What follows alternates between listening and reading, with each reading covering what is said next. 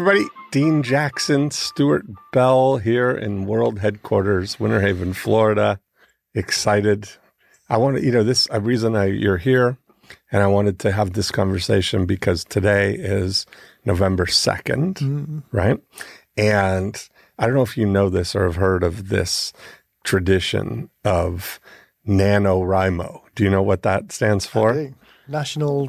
National, well, I'll trip over the National Novel Writing Month. Yeah. And all around the world, there are people who all year build up to this month where the idea is that you start writing on midnight 01 on November 1st, and you have to stop writing at 11:59 on November 30th. And there's, people all over the world get involved in this process. And the thing that is, everybody builds up to this moment. And do you know or wonder what the drop-off rate is by November 2nd?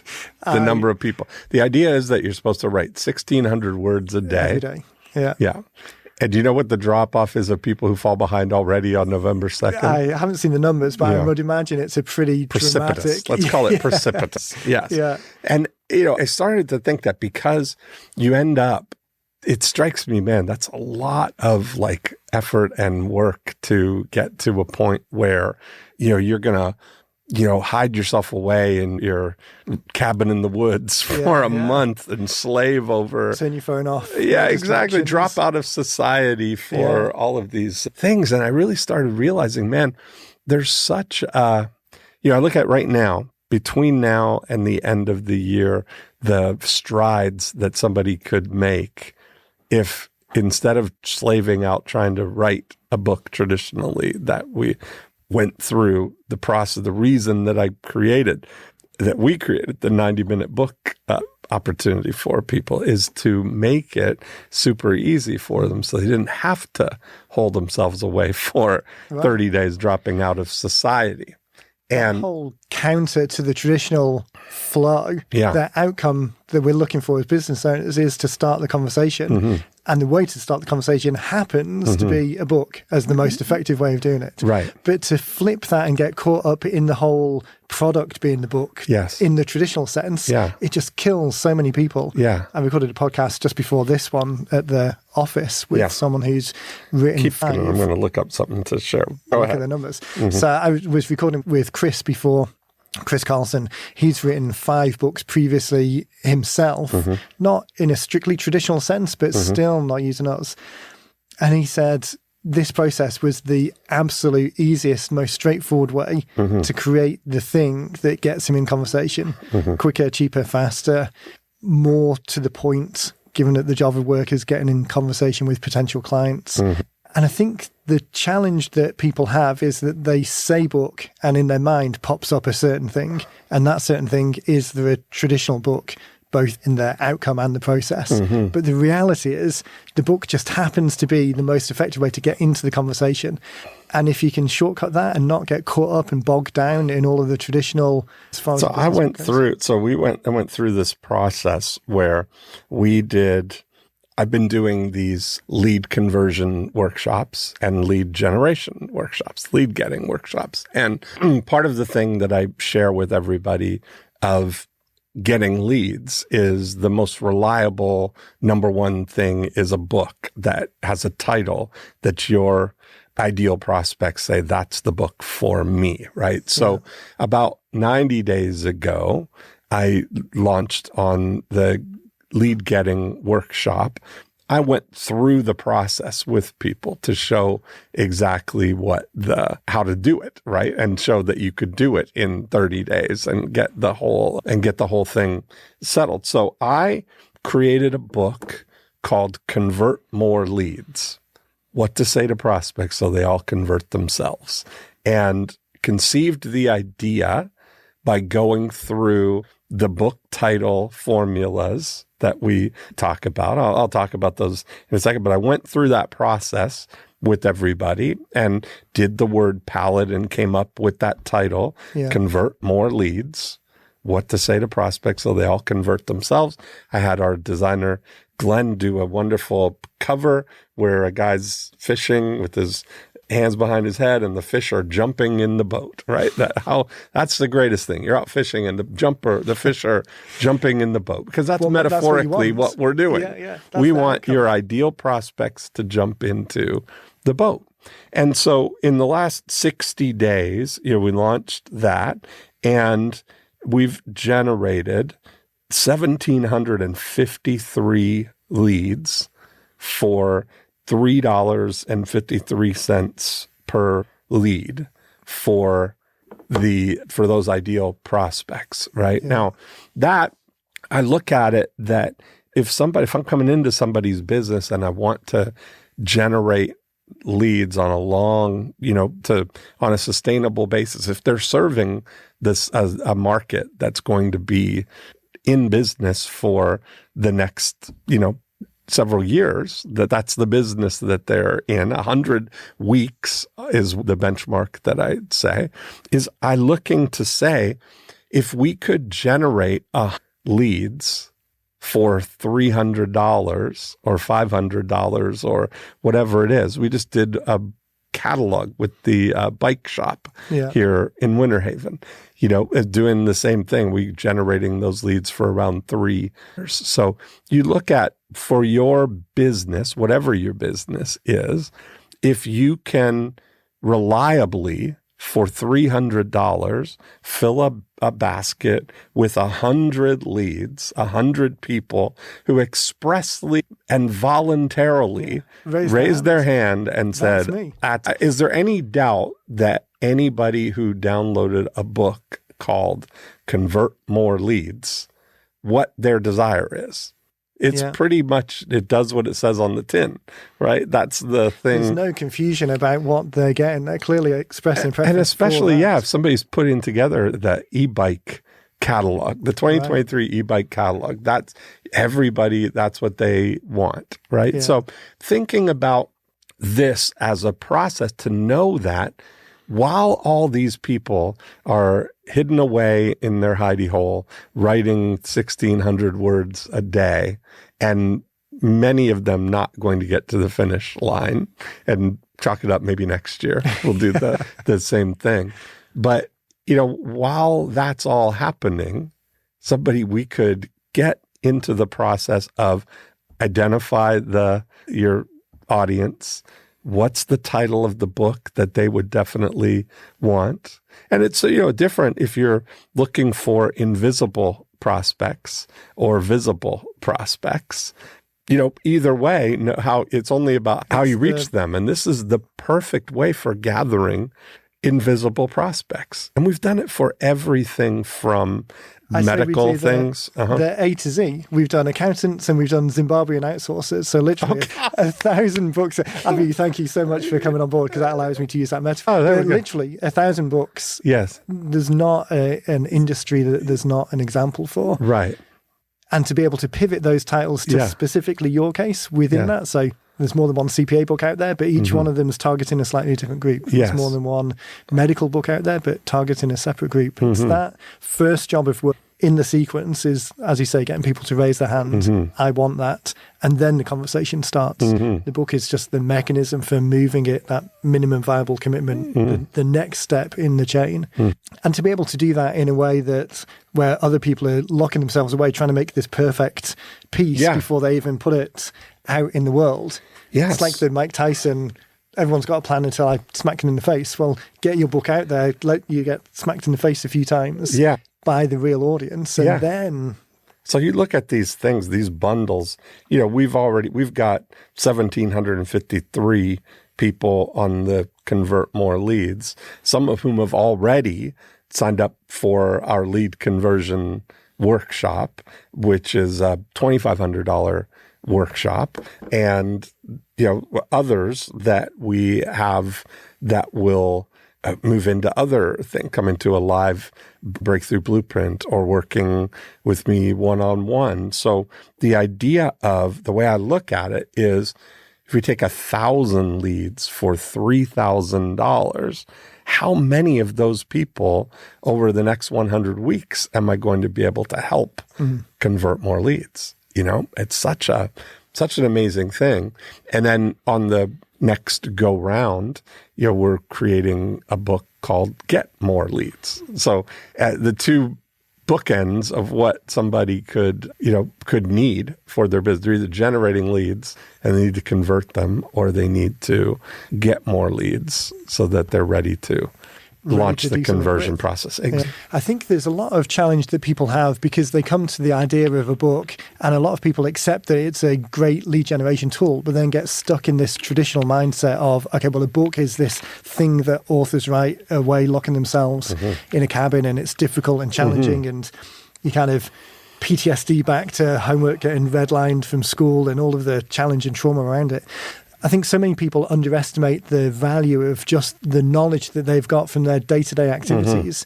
I think because we're in the business every day, we undervalue just that basic conversation starting ways of thinking about things. So instead of thinking a book would be good, but I do need to lock myself away to get this award-winning piece created, instead just ask yourself, what are the questions that people ask when they stick their head in the door, or when they phone up customer support? Or what do they need to know to get that process? This is where all part of the whole genesis of the self-milking cow came from. Right. That, years ago, I was running a mastermind group, and this is before we started 90-Minute Books. This was the genesis of 90-Minute Books, that I had figured out how to write books by recording and transcribing and editing. And that's how I did Stop Your Divorce was the first one that we did like that. And then I did a book about how we did Stop Your Divorce and a whole coaching program around that. But I was sharing that with the mastermind group. And then I was seeing people struggle with, it brought up so many technical blocks. Then, what do I record with, or how do I get this transcribed, and who's going to do the edit? How do I design the cover? All these questions that were coming up that caused delay. Right. And I still remember the original, I say it, Sean Phillips was in the mastermind group, Bill Phillips' brother. And did you ever meet Sean? Yeah. Oh, yeah, you were part of that too. Yeah. And, he may be a guy who's more ADD than me, but he's super smart, knows so much stuff. Talk about what you were just saying, that it's all in there. Yeah. And so I was coming home from London. I did an event in London. I was landed back in South Carolina. I was going to play some golf with Mike Hardwick at Kiowa. And I woke up one morning early. I was like 5 a.m. because I was still on London time. I was kind of in a melatonin haze. And I was thinking about Sean. And I was thinking how, because I just talked to him and he hadn't made any progress. And I realized he's got all the information. It's all in there. Yeah. He knows it. And if I could just hook a hose up to his brain and just suck all the information out. And all this, of course, is happening like quickly. Yeah. And the connections were made. I was thinking if I could just milk his brain. And then that created this visualization of him as a cow. And I realized in that world, it's not a dairy cow, but a idea cow, a money cow, cash cow. Yeah. And that really is what I thought, that he's trying, the frustration is he's trying to milk himself. And that's really where the idea of the self-milking cow came from. I immediately proposed to him that I would help him do the interview process. And that book is still on Amazon today. It's called The Owner's Manual to Your 40s. Yeah. And it still is, it's great content. Yeah. Sean and I have spoken a few times. I love the book. I know Sean, of Sean back from years ago, The Body of Life. Yeah. Body for Life. Yeah. Body for Life. Sorry. Yeah. He recorded a video with Bill, Body of Work. That's what I was thinking of. If anyone can find that, it's well worth watching. But you say that he's got the knowledge in his head because he's his own lived experience as he's gone from his 20s to his 40s. Yeah. And if someone was sat down with him, if they bumped into him in a coffee shop, got him talking about it for 10 minutes, he would be able to deliver such gems. So the same for all business owners out there. You know the stuff, the 5 questions that people ask, the things that they really should be asking instead, because those questions are probably not the real important pieces, the next steps that they can take. And even if you just take those 3 elements, 5 questions people ask, 5 things that they should really know or questions that they should be asking, and 5 action steps that people can take, creating a book that just had those things, don't have to think about it any more than that as a lead generation tool with the right title would fill the funnel, start the conversations for the whole next 3 years worth of business. And that's all it is. That's what I really want to stress for people. If you look on the 90 Minute Books website, when we've got the 90 Minute Book we did a 90-minute book called the 90 Minute Book. Yeah. And people can get that at 90minutebook.com. And when you opt in for the 90-minute book, the first thing that we see is a video with me explaining the value of a small book, because so often the 2 things that I think stand in people's way of getting a 90-minute book is they think or perceive that they need to have a book. And that's the vision that they have. And it's going to, take a lot of time and effort to create that without really even knowing whether you've struck the right chord, right? And I'm not opposed to the big books, but I think that you can start, and we've had some people start with a 90-minute book as version 1 to get the idea to do the thing. Because what we've learned is it doesn't matter to people whether the book is 50 pages or 250 pages when they're presented with the offer of the book. Right? If we run, because most of the time we're doing Facebook ads, people see a cover. This is a book. I can download it right now. That's the offer. And I'm making 100% the decision on, am I interested in what the title of this book is? Yeah. Right? So when people see convert more leads, what to say to prospects so they all convert themselves, they say, I want that.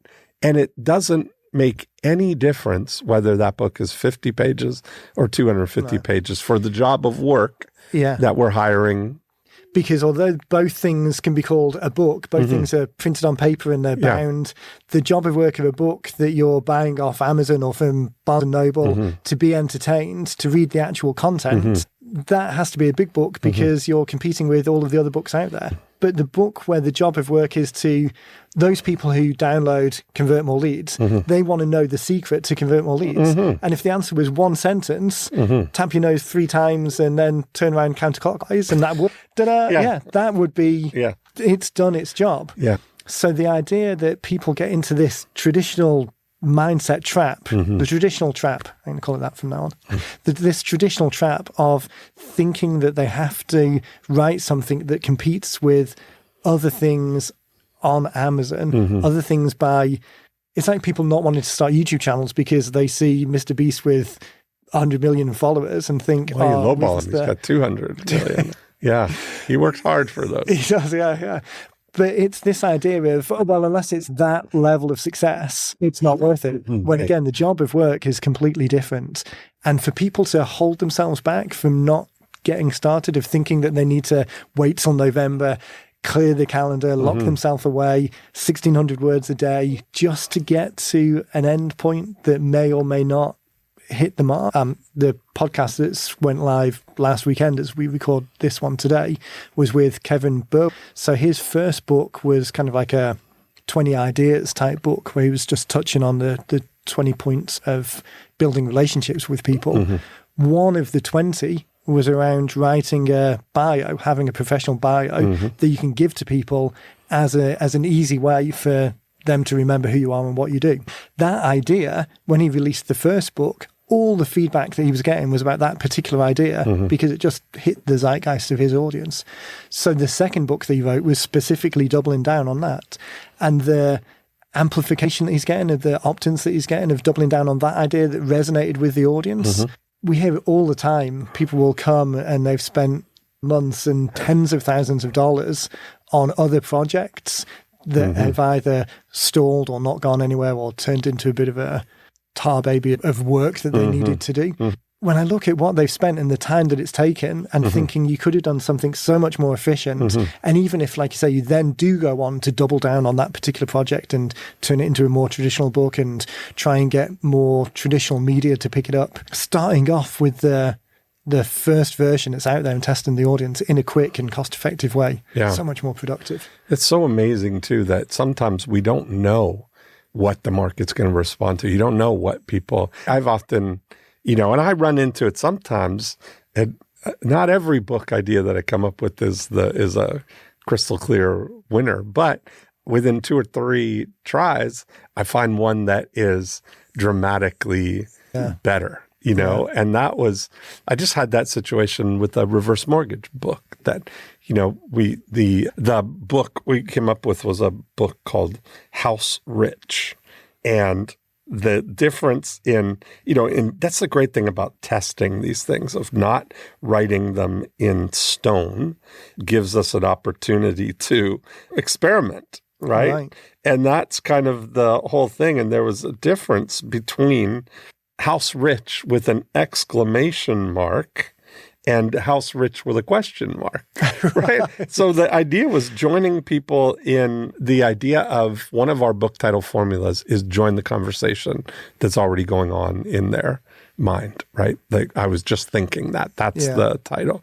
And so we've had a lot of success with these, how to know when something makes sense, right? So how to know when it makes sense to refinance, or how to know, in this case, when a reverse mortgage makes sense. And that was with the big subhead of House Rich, question mark, how to know when a reverse mortgage makes sense. Image of a house sitting on top of cash buried beneath the house, right? And that's been a winner. Unqualified winner, that we're able to generate those leads in the $10, $11 range. And I know that those, if we can, generate 100 of those leads and follow up with those people for 100 weeks, that it's going to be a multiple of the money. It's just stocking our pond with those. So it's funny because the, get more leads with the fish jumping in the boat is the second book in the series, but the get more leads is how to choose the words that get you all the leads you want. And it's the image of all these fish going off to the right side of the book, following a sign that says free worms this way. And they're all going off the book into the second book, which is then they're jumping in the boat, being converted. So I was pretty happy with the way that, I thought that was pretty clever, the way the series But it's a great example of horse for sale type examples that does what it says on the tin. They're not being clever. They're not being too ambiguous about what it is. It's just very specifically, here's the thing that you want, the conversation that's going on in your head already. Here's the answer to that problem. Talking about 100 weeks, it's interesting then to think about the campaign after they've initially opted in, because I think that trips some people up as well.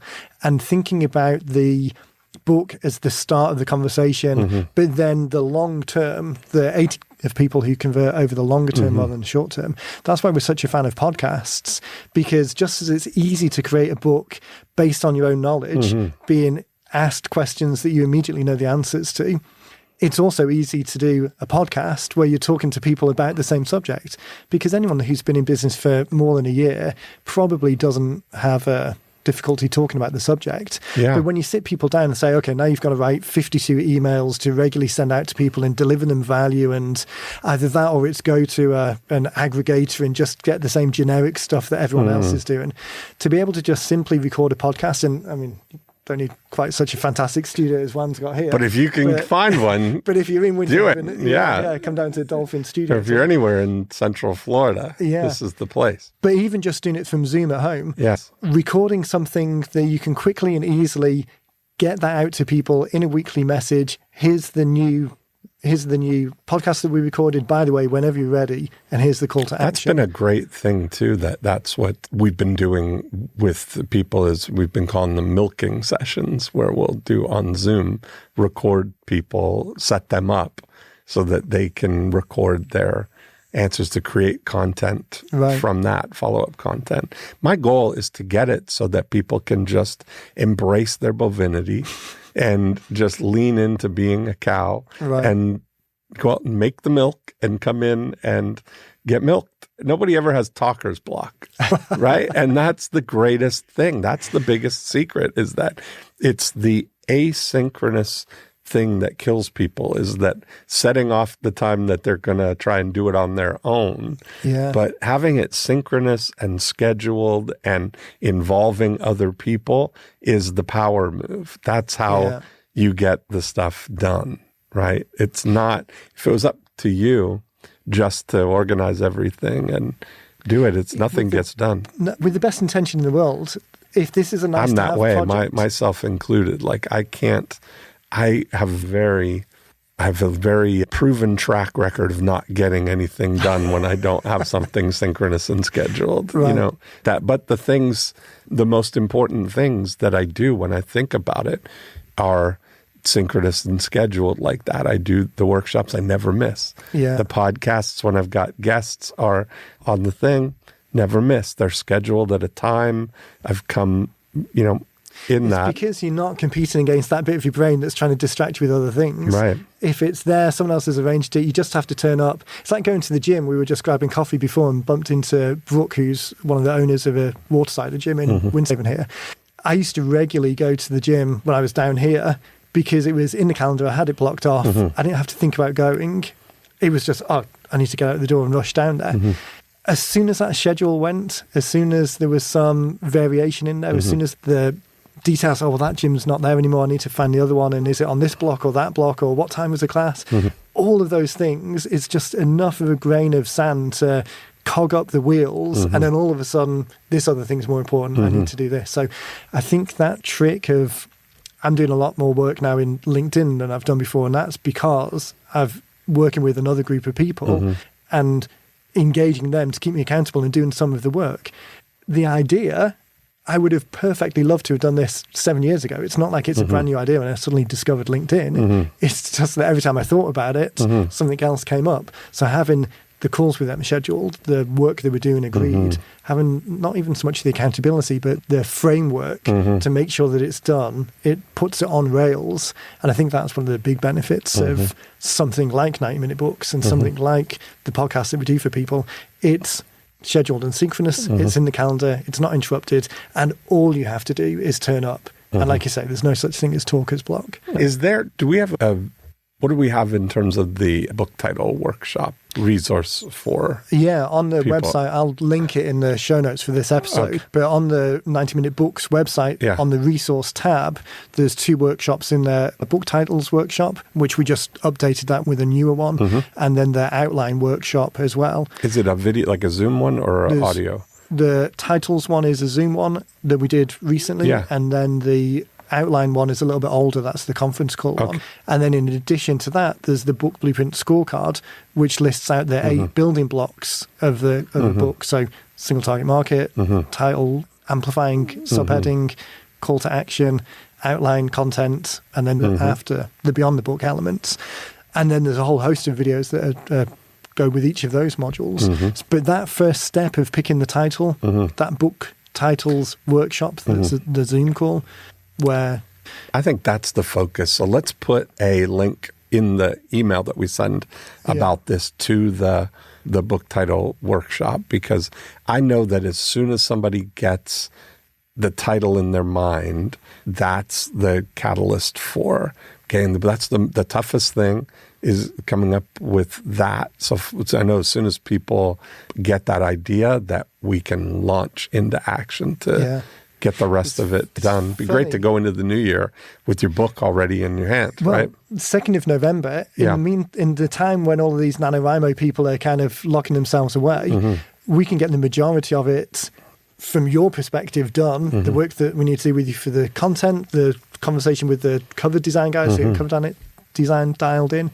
all of that can be done within the next couple of weeks. And then we kind of take it and just do all of the work in the background. So come January the 1st, I mean, new marketing budget, put that towards some Facebook ads with this as the cookie to get people to opt in. It's the title. It's funny, this kind of traditional trap that people fall into. When I hear people talking about traditionally writing books, and then they'll write it all, and then it'll go to the publishing company, and then the publishing company will go back and forth on picking the title. And they talk about the tail wagging the dog.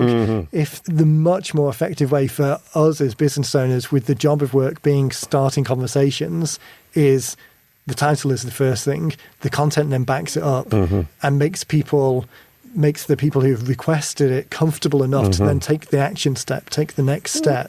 That's the path, not write it and then we'll work out what to do with it afterwards. Amen. I love it. Fantastic. Well, I think we've said it all.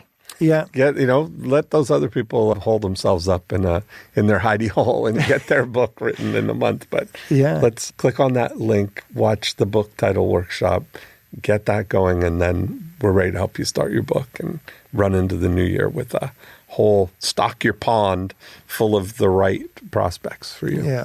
Yeah. I love it. Very exciting. It is. Perfect.